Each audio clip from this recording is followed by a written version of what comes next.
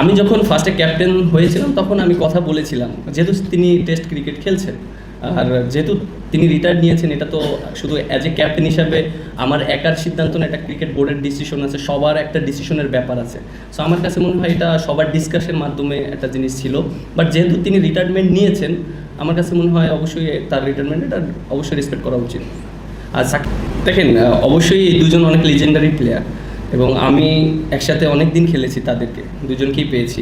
আর যেহেতু স্টিল তারা দুজনই খেলছেন, মুশফিক ভাইয়ের ব্যাপারটা যেটা অবভিয়াসলি এরকম একটা প্লেয়ার টিমে থাকলে অ্যাজ এ ক্যাপ্টেনের জন্য অনেক ইজি হয়ে যায়। আর যেটা বললেন যে অবশ্যই যেহেতু সে রিটায়ারমেন্টে গিয়েছে এবং আমার কাছে মনে হয় ফিটনেস ওয়াইজ যদি দেখেন সে অবশ্যই আরও কিছুদিন খেলতে পারতেন, বাট যেহেতু তিনি রিটায়ার্ডে গিয়েছেন অবশ্যই তার এই রিটায়ারমেন্টকে আমি রেসপেক্ট করি। আর সাকিব ভাইয়ের কথাটা যেটা ইস্যুটা,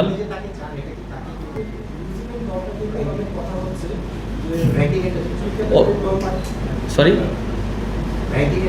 র্যাঙ্কিং দেখেন, আমরা কিন্তু আপনি যেটা বললেন খুবই ভালো একটা কথা বলেছেন যে আমরা যদি নড়বড় অবস্থায় যদি বিশ্বকাপে যাই তাহলে আমাদের পজিশনটা কিভাবে থাকবে।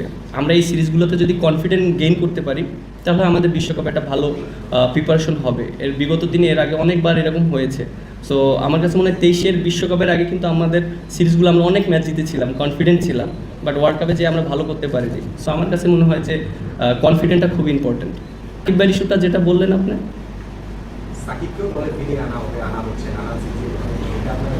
না এটা আসলে একটা অ্যাজ এ প্রফেশনাল প্লেয়ার হিসাবে আমাদের ড্রেসিং রুমে ওই রকম ইম্প্যাক্ট পড়ে না, বাট এটা সম্পূর্ণটা ক্রিকেট বোর্ডের ডিসিশন। এর আগেও আমি বলেছি, যেহেতু তিনি খেলছেন এটা সবাই আমরা জানি যে তার ইস্যুটা নিয়ে।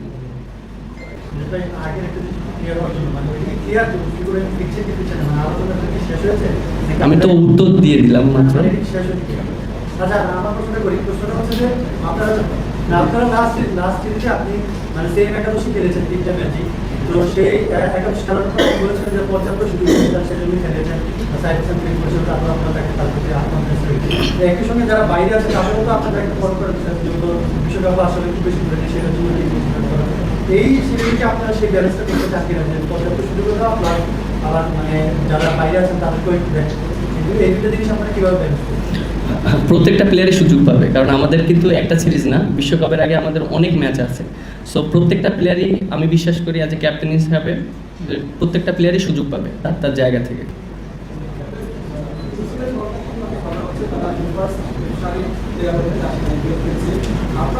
সরি শোনা যাচ্ছে না ভাই, একটু প্লিজ একটু জোরে বলবেন, কাছে এসে বললে ভালো হয়।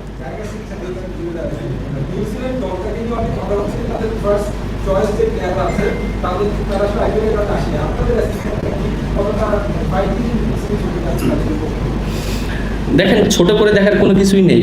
প্রফেশনাল প্লেয়ার হিসাবে আমাদের প্রত্যেকটা ম্যাচে আমাদের জন্য অনেক ইম্পর্টেন্ট এবং আমরা চেষ্টা করব অবশ্যই, যেহেতু ওরা টিম এসেছে, আমাদের সর্বোচ্চ দিয়ে চেষ্টা করব আমাদের রেজাল্ট করার জন্য।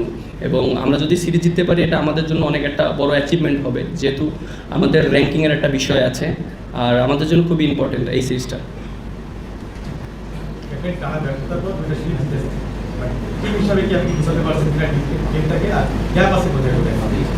আমার কাছে তো মনে হয় যে আমার টিমটা এখন খুব ভালো একটা শেপে আছে এবং বন্ডিংটা খুবই ভালো আছে এবং লাস্ট 2টা সিরিজ তার উদাহরণ।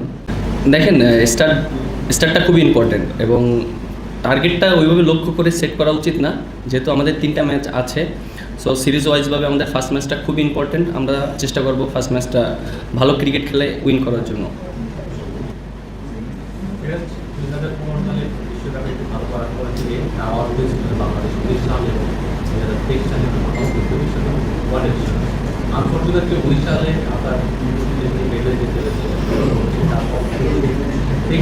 সেটা তো আমরা একেবারেই খারাপ রেজাল্টের মধ্যে একটা। এবারও সেই বিশ্বকাপ নিয়ে আলোচনা অলরেডি শুরু হয়ে গেছে, আগামী বছর বিশ্বকাপ। এবার কি আমরা সেই আগের অবস্থান থেকে সরে আসতে পারবো কিনা, আপনার কি মনে হয়? আমাদের ক্যাপ্টেন বেড়ে দাঁড়িয়ে আপনার এই চিন্তা দিয়ে কি আপনি মনে হয় যে রাখতে বুঝতে পারবেন না? না, আমি অবশ্যই অ্যাজ এ ক্যাপ্টেন হিসাবে অবশ্যই বিলিভ রাখি যে আমাদের যে টিমটা আছে আমরা খুব ভালো ক্রিকেট খেলছি এবং আমরা ভালো একটা রেজাল্ট করতে পারবো এবং সেটা যদি আমাদের অনেক টাফ সিচুয়েশন আসবে সেইগুলো আমাদেরকে পার করতে হবে এবং আমরা যদি সবাই একসাথে ভালো ক্রিকেট খেলি, যার যার জায়গায় পারফর্ম করার চেষ্টা করি, তাহলে আমার কাছে মনে হয় এই কাজটা ইজি হয়ে যাবে। এবং ক্রিকেট খেলাটা দেখেন ইন্ডিভিজুয়াল না, তো প্রত্যেকটা প্লেয়ার যার যার জায়গা থেকে পারফর্ম করতে হবে। সো আমরা যদি দলগতভাবে একসাথে হয়ে খেলতে পারি তাহলে আমাদের জন্য অনেক ইজি হয়ে যাবে।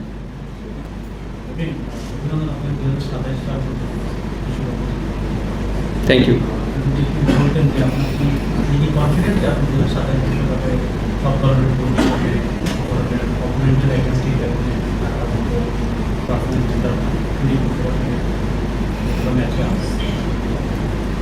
দেখেন 27 সালের ওয়ার্ল্ড কাপ অবশ্যই এটা একটা প্রসেসের ব্যাপার এবং লং টাইমের ব্যাপার, এবং ওই পর্যন্ত যেতে গেলে কিন্তু আপনার প্রসেসটা মেনটেন করতে হবে এবং সিরিজ ওয়াইজভাবে ভালো খেলতে হবে। এবং আপনি যদি দেখেন যে লাস্ট 2টা সিরিজ আমরা খুবই ভালো ক্রিকেট খেলেছি এবং প্রসেসটা ভালো ছিল এবং প্লেয়াররা অনেক কনফিডেন্ট। আর আমার কাছে মনে হয় যে সিরিজটা আছে, আরও সামনে যে সিরিজগুলো আছে, প্রত্যেকটা প্লেয়ারই ইন্ডিভিজুয়াল জায়গাগুলো তারা কীভাবে ইমপ্রুভ করতে হবে এবং প্র্যাকটিস আমরা ওইভাবেই চেষ্টা করছি এবং সেটা যেন ম্যাচে আমরা ওইভাবে খেলতে পারি সেইভাবে আমাদের ফিডব্যাক দেওয়া হচ্ছে। কালকে কোচকে জিজ্ঞেস করেছিলাম যে আসলে এই পৃথিবীতে এরকম চেঞ্জ হয়ে গেল, সেসবের আসলে সাইকোলজিক্যাল ইফেক্ট প্লেয়ারের উপর বসে কিনা কোন প্লেয়ারদেরকে জিজ্ঞেস করলাম, আপনাকে জিজ্ঞেস করলাম। না, আমরা তো প্র্যাকটিস করেছি এবং লাস্ট 3 উইকস আমরা খুবই ভালো প্র্যাকটিস করেছি এবং আমরা অ্যাজ এ প্রফেশনাল প্লেয়ার হিসাবে আমরা আসলে বাইরে কি হয় এটা আমাদের ওই রকম মাথায় এফেক্ট হয় না, কারণ আমাদের কাজ হলো পারফর্ম করা। এবং আমার কাছে মনে হয় যে লাস্ট 3 উইকস যেভাবে প্র্যাকটিস হয়েছে এটা আমার কাছে মনে হয় অনেক ভালো প্র্যাকটিস আমরা করেছি এবং বাইরে কী হয়েছে এটা আমরা কখনোই চিন্তা করিনি। মিরাজ 2027 বিশ্বকাপ পর্যন্ত ক্যাপ্টেন্সি পাওয়া আপনার পারফর্মার ও ক্যাপ্টেন হিসেবে কনফিডেন্স দিবে কিনা এবং এটা নিয়ে নতুন সভাপতির সঙ্গে ডিসকাশন হয়েছে। হ্যাঁ, লং টাইমের জন্য একটা ক্যাপ্টেন যদি থাকে একটা টিমকে খুব ভালোভাবে বন্ডিং করতে পারে। শর্ট টাইমের জন্য আমি বলি না যে কাউকেই দায়িত্ব দেওয়া হোক, কারণ দিন শেষে তার জন্য অনেক ডিফিকাল্ট একটা টিম বন্ডিং করাটা। সো আমার কাছে মনে হয় এটা একটা পজিটিভ দিক এবং আমি খুব ভালো মতন প্ল্যানিং করতে পারবো প্রত্যেকটা সিরিজ এবং কোন কন্ডিশনে আমরা খেলবো এবং প্লেয়াররাও একটা মেন্টালভাবে থাকবে, ফ্রি থাকবে যে আসলে আমরা কার অধীনে খেলবো। সো এটাও একটা টিমের জন্য অনেক ইম্পর্টেন্ট। সো আমার কাছে মনে হয় এটা একটা ভালো দিক ছিল। হ্যাঁ, প্রেসিডেন্টের সাথে আমাদের কথা হয়েছিল যে আমাদের টিমটা ভালো করছে, আমাদেরকে বুস্ট আপ করেছে এবং আমরা যেভাবে খেলছি জাস্ট এইভাবে ভালো ক্রিকেট খেলতে হবে।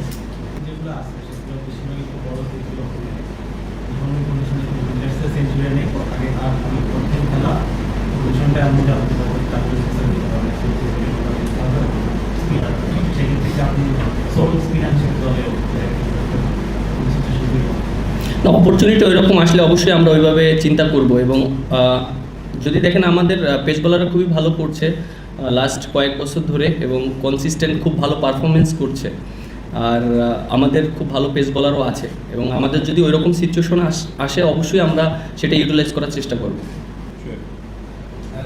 উইকেট কেমন দেখলেন? আমরা পাকিস্তানের বিপক্ষে দেখলাম যে পাকিস্তান সিরিজ দেখলাম যে ধরনের পেস বাউন্স উইকেট ছিল, এবারও সেরকম উইকেটের পক্ষেই আছে। তার পাশাপাশি আরেকটা সম্পর্ক হচ্ছে যে আপনি যদিও বললেন যে মানে হচ্ছে না, সেদিকে নজর দিচ্ছে না, তারপরও যে ক্রিকেটারের সাথে সতীর্থ ছিলেন সেই ক্রিকেটার এখন ভোট ছিল, সেটা একটা ভিন্ন রকমের একটা অনুভূতি দেখলেন বা পজিটিভ। উইকেটটা সম্পর্কে যেটা দেখলেন যে পাকিস্তান সিরিজে হ্যাঁ আমরা খুব ভালো উইকেট খেলেছি এবং আমরা চেষ্টা করব এই সিরিজটাও ভালো উইকেটে খেলার জন্য এবং অল অ্যাবাউট আপনার পারফরমেন্স।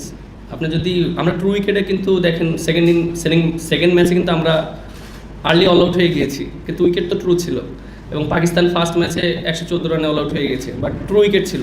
সো প্লেয়াররা যদি সবাই পারফর্ম করতে পারে উইকেটটা অনেক সময় ম্যানেজ করে খেলতে হয়। সো আমার কাছে মনে হয় এটা অনেকটা ইম্পর্টেন্ট মেন্টালিটির উপরে আর কীভাবে সে প্র্যাকটিস করছে। আর সেকেন্ড কোয়েশ্চেন কী বললেন? যে যার সাথে খেলেছেন তিনি সতীর্থ ছিলেন, তিনি এখন ভোট পেয়েছেন, যদিও আপনি বলছেন যে হয়তো তারপর কিছুটা হয়তো মানে অনুভূতি কাজ করছে না। অবশ্যই আমার কাছে মনে হয় যে যেহেতু আমরা একসাথে ক্রিকেট খেলেছি এবং তিনি আমাদের সম্পর্কে আরও বেশি ভালো জানবেন, রিসেন্টলি কি আমাদের কি চাহিদা আছে এবং আমরা কিভাবে পছন্দ করি। সে যেহেতু রিসেন্টলি খেলা সেরেছেন, এটা প্লেয়ারদের জন্য একটা পজিটিভ দিক। বাংলাদেশের ক্রিকেট মানে আমরা দেখি যে মাঠ ভর্তি দর্শক, কিন্তু গেল কয়েকটা সিরিজে আসলে আমরা দেখলাম যে মাঠ আসলে অধিকাংশই ফাঁকা থাকে, যেটার সঙ্গে আপনারা ইউজ তো না, আমরা ইউজ তো না। আপনার কি মনে হয় আসলে সামগ্রিক পারফরমেন্স সব কিছু প্রভাব পড়ছে এই কারণে? তার উপর আবার আমাদের এই সিরিজটা দুপুর মানে সকাল 11টায় শুরু। পারফরমেন্স বলতে আমরা লাস্ট 2টা সিরিজ তো জিতেছি এবং দর্শক যারা খেলা দেখতে আসেন আমার কাছে তো মনে হয় অনেকেই খেলা দেখতে এসেছে, বাট রমজানের ভিতরে খেলা ছিল, সবাই তো অনেক ব্যস্ত ছিল এবং শেষের দিকে তো ঈদের সময় আমাদের খেলাটা হয়েছে।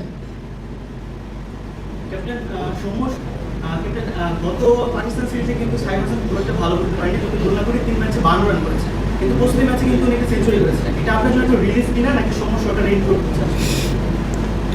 দেখেন একটা জিনিস, একটা প্লেয়ারকে, একটা ব্যাটসম্যানকে একটা এনাফ সুযোগ দেওয়া উচিত আমার কাছে মনে হয়, যে একটা ব্যাটসম্যানের জন্য 1-2টা ম্যাচ আমার কাছে মনে হয় না এটা একটা সুইটেবল। এবং একটা ব্যাটসম্যান যদি 3 থেকে 4টা ম্যাচ খেলে একই পজিশনে, তখন সে যদি পারফর্ম না করতে পারে তখন সে নিজে থেকেই বুঝতে পারবে যে আসলে আমি পারফর্ম করতে পারিনি। সো আমার কাছে মনে হয় অ্যাজ এ ক্যাপ্টেন হিসাবে আমি এটাই চাবো, একটা ব্যাটসম্যানকে যেন তার পজিশনে পর্যাপ্ত সুযোগ দিয়ে তাকে যেন সে যেন তার নিজের জিনিসটা বুঝতে পারে। সো আমার অ্যাজ এ ক্যাপ্টেন হিসাবে এটাই আমার প্ল্যান থাকবে যে প্রত্যেকটা ব্যাটসম্যানের ক্ষেত্রে যেন একই জিনিসটা থাকে। সব ধরনের খেলার খবর পেতে সাবস্ক্রাইব করুন, সঙ্গে থাকুন খেলার পাতার।